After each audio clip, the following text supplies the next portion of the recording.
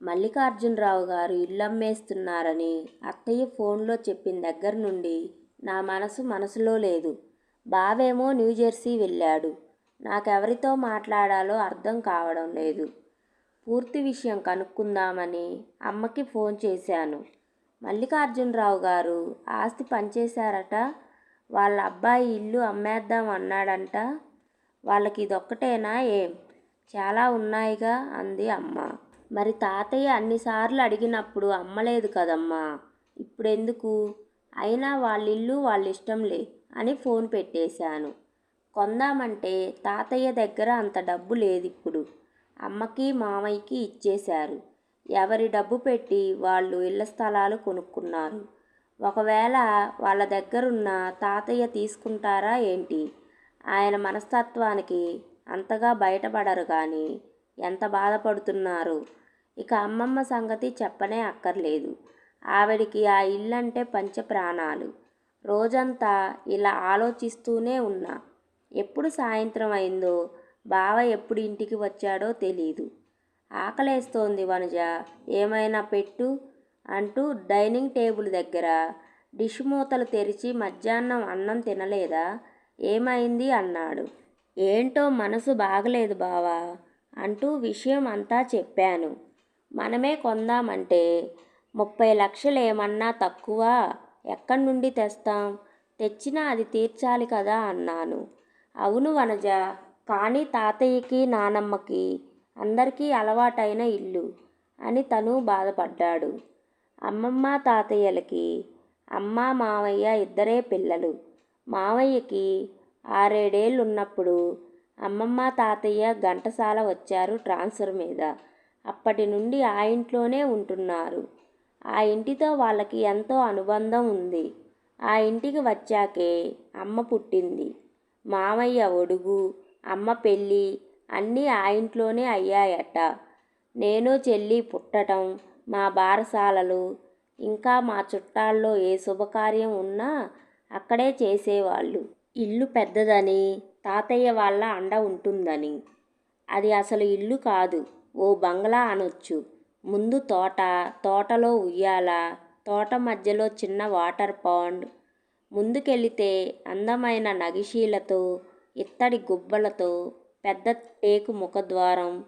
ద్వారం దాటి లోపలికి అడుగు పెట్టగానే దాదాపు 10 మంది కూర్చొని భోజనం చేయగల హాలు. హాలుకు 4 వైపులా తలుపులు. ఒకవైపు తాతయ్య కచేరీ గది, ఇంకోవైపు పైకి మెట్లు, చిన్న నడవ.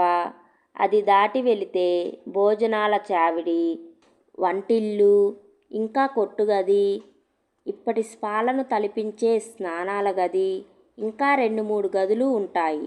అన్నీ దాటుకొని లోపలికి వెళితే పెరట్లోకి దోవ, పెరట్లో పెద్ద బావి, అరటి చెట్లు, ఎడమవైపు తోటలోకి దారి.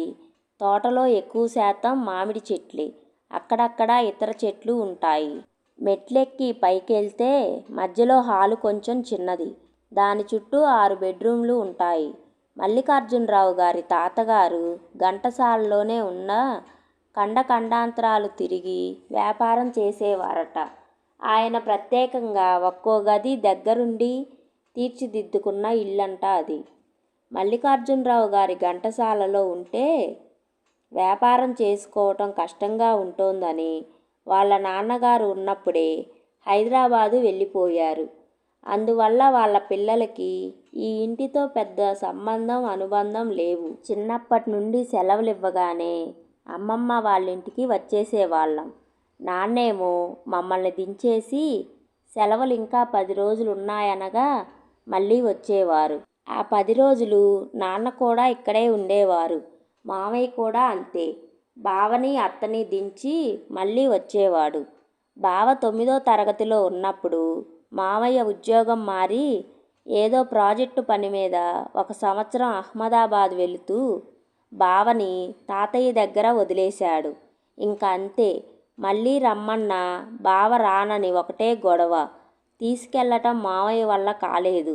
ఇంజనీరింగ్ సీటు వేరే చోట వచ్చినా కాదనుకొని బందరులో చదివాడు. తాతయ్య వాళ్ళకి దగ్గరగా ఉండొచ్చని. మా ప్రేమ కూడా ఆ ఇంట్లో మాతో పాటే పెరిగి పెద్దదయింది. అది ప్రేమని నాకు తెలీదు, బావకి తెలీదు.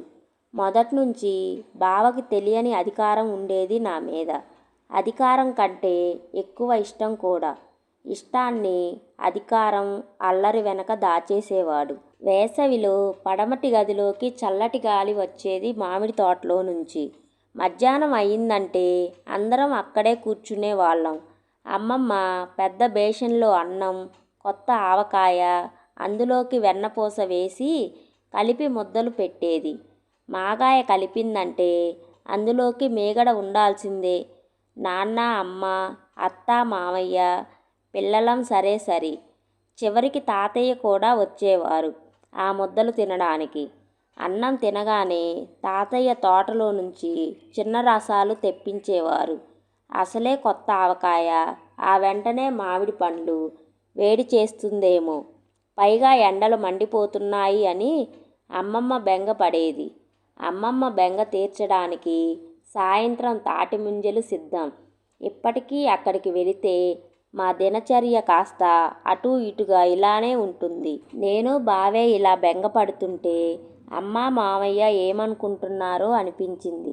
ఇంతలో బావ మెయిల్ చెక్ చేసి వచ్చి, వనజ, సంధ్య పెళ్ళి కుదిరిందంట, పెళ్ళి మనింట్లోనే అని చెప్పాడు. పోనీలే, ఇలా అయినా మనం ఇండియాకి వెళ్ళి మనింట్లో గడపొచ్చు కొన్ని రోజులు అనుకున్నాం ఇద్దరం. అనుకోకుండా బావ జాబ్ మారాడు. దాంతో సెలవు దొరుకుతుందా దొరకదా అని చిన్నపాటి టెన్షన్ పడ్డాను.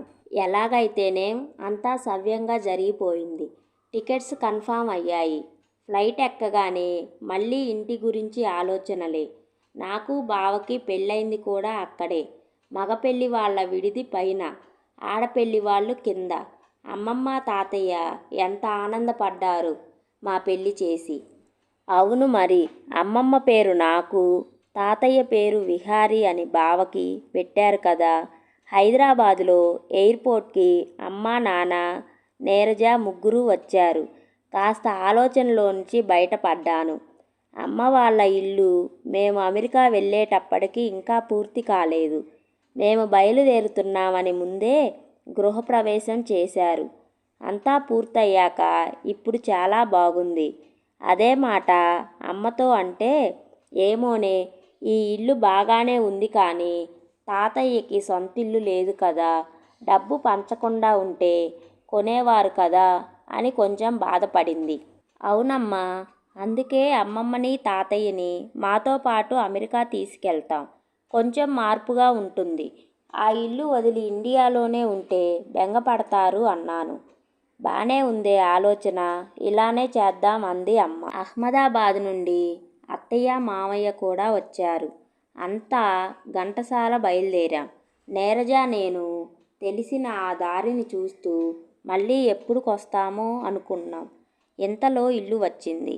అమ్మమ్మ, తాతయ్య, సంధ్య, సౌజన్య గేటు దగ్గరే ఉన్నారు.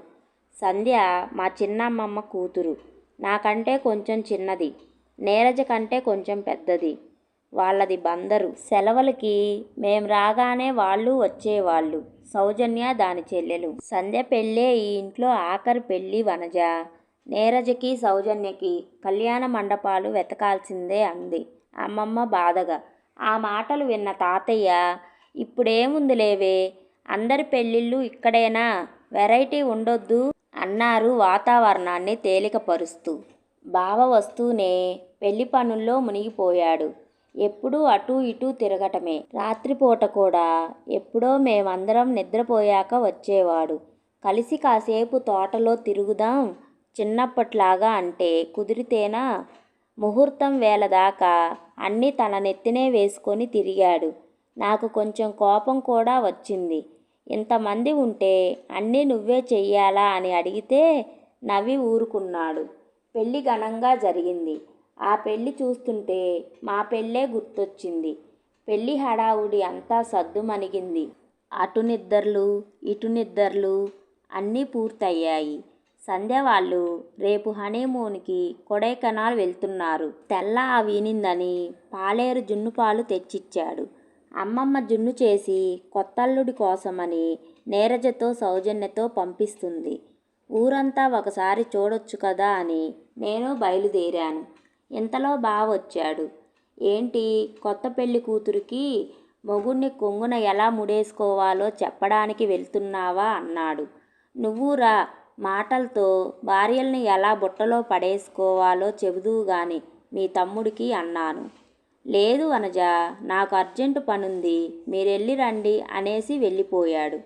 పెళ్ళైపోయాక కూడా ఏం పనులో అనుకుంటూ సంధ్య దగ్గరికి బయలుదేరాం. సంధ్య వాళ్ళింటి నుండి వచ్చేటప్పటికి అమ్మమ్మ తాతయ్య, అత్త మావయ్య, చిన్నమ్మమ్మ చిన్న తాతయ్య అందరూ వాకిట్లోనే ఉన్నారు. ఏంటి విషయం, ఎవరైనా ఊరికి బయలుదేరారా అప్పుడే? అయినా మధ్యాహ్నం కూడా ఎవరూ వెళ్తామనలేదే అనుకుంటూ గబగబా వచ్చి ముందు అమ్మ కనిపించడంతో అమ్మని అడిగాను. అమ్మ, చిన్న పిన్ని ఊరెళ్తుందా అని. ఇంతలో వెనక నుంచి ఎవరో నా కళ్ళు మూశారు. ఎవరా అనుకుంటే బావే. ఏంటిది బావా అంటుంటే ఏం మాట్లాడకుండా 4 అడుగులు నడిపించి నా కళ్ళు తెరిచాడు. మిలమిలా బంగారు రంగులో మెరిసిపోతున్న వనజా విహార్ అన్న నేమ్ ప్లేట్ అప్పుడే గోడకి ఫిక్స్ చేసి ఉంది. బావ ఇంటిని కొన్నాడన్న విషయం అర్థం కావడానికి నాకు 1 నిమిషం పట్టింది. అర్థమయ్యాక సంతోషంతో గొంతులోంచి మాటలు రాలేదు. బావ వైపు తిరిగి ఎలా అని మాత్రం అనగలిగాను. ఇంతలో తాతయ్య, ఏరా విహారీ, మాట మాత్రమైనా చెప్పలేదు. నువ్వు సరే, మల్లికార్జునరావు చెప్పలేదు. అయినా అంత డబ్బు ఎక్కడి నుండి వచ్చిందిరా అంటూ ఒకేసారి 4-5 ప్రశ్నలు వేశారు. ఉద్యోగం మారాను కదా తాతయ్య, ఆ బెనిఫిట్స్ కొంచెం వచ్చాయి. అమెరికాలో ఇల్లు కొందామని దాచిన కొంత డబ్బు ఉంది. ఇంకా తక్కువ పడితే నాన్న ఇచ్చారు. ఈ ఇల్లు అమ్ముతుంటే నాన్న కూడా చాలా బాధపడ్డారు తాతయ్య. నేనెలాగూ ఆయన దగ్గర ఉండడం లేదు. ఆ ఇల్లు కూడా లేకపోతే తట్టుకోలేరు అని అప్పు చేసి ఇచ్చారు తాతయ్య అని బావ చెప్పగానే ఎప్పుడూ తన ఫీలింగ్స్ బయట పెట్టని తాతయ్య కళ్ళు ఆనందంతో చెమర్చాయి. అందరూ బావని మావయ్యని ఎంతో అభినందించారు. నాకు మాత్రం కాస్త కోపం వచ్చింది. ఏం ఇంత చేశారు, నాకు ఒక్క మాట కూడా చెప్పలేదు. పెళ్లి పనులంటూ తిరిగింది ఇందుకే కాబోలు. ఇందాక కూడా పనుందని వెళ్ళిపోయాడు అనుకుంటూ ఒక్కదాన్ని వెళ్ళి తోట మధ్యలో వాటర్ బాండ్ దగ్గర కూర్చున్నాను. ఆ సంతోషంలో ఎవరూ నన్ను గమనించలేదు. కానీ బావకు తెలుసుగా నా సంగతి, వెతుక్కుంటూ వచ్చాడు. అది కాదు వనజ, నువ్వు 4 నెలల్లో నాకు పాపాయనిస్తావు కదా, నీకు మంచి గిఫ్ట్ ఏదైనా ఇద్దామనుకున్నా. ఇంతకంటే నీకు ఇష్టమైన వస్తువేదీ కనిపించలేదు. నువ్వు నేను పుట్టిన చోటే పాపాయి కూడా పుడుతుంది. కొంచెం సర్ప్రైజ్ చేద్దామని ముందు చెప్పలేదు. కోపం వస్తే సారీ అన్నాడు. అదేం లేదు బావా, ముందు చెప్పలేదని కొంచెం కోపం వచ్చింది అంతే. అయినా వనజా విహార్ నేమ్ ప్లేట్ చూసినప్పుడు కలిగిన సంతోషం మాటల్లో చెప్పలేను అన్నాను. సరే కానీ పాపాయ్ అంటావేంటి, బాబు పుడతాడు అనగానే బావకి కోపం వచ్చి కాదు పాపే అన్నాడు. ఇంతలో అమ్మమ్మ వచ్చి పిల్లలు పుడుతున్నా మీ పోట్లాటలు తగ్గవా, పదండి అన్నం తిందురు గాని అంటూ మమ్మల్ని వెంట పెట్టుకొని వనజా విహార్లోకి నడిచింది ఆనందంగా. Thanks for watching. ఈ స్టోరీ కనుక మీకు నచ్చినట్లయితే లైక్ చేయండి, షేర్ చేయండి, ప్లీజ్ సబ్స్క్రైబ్ చేసుకోండి.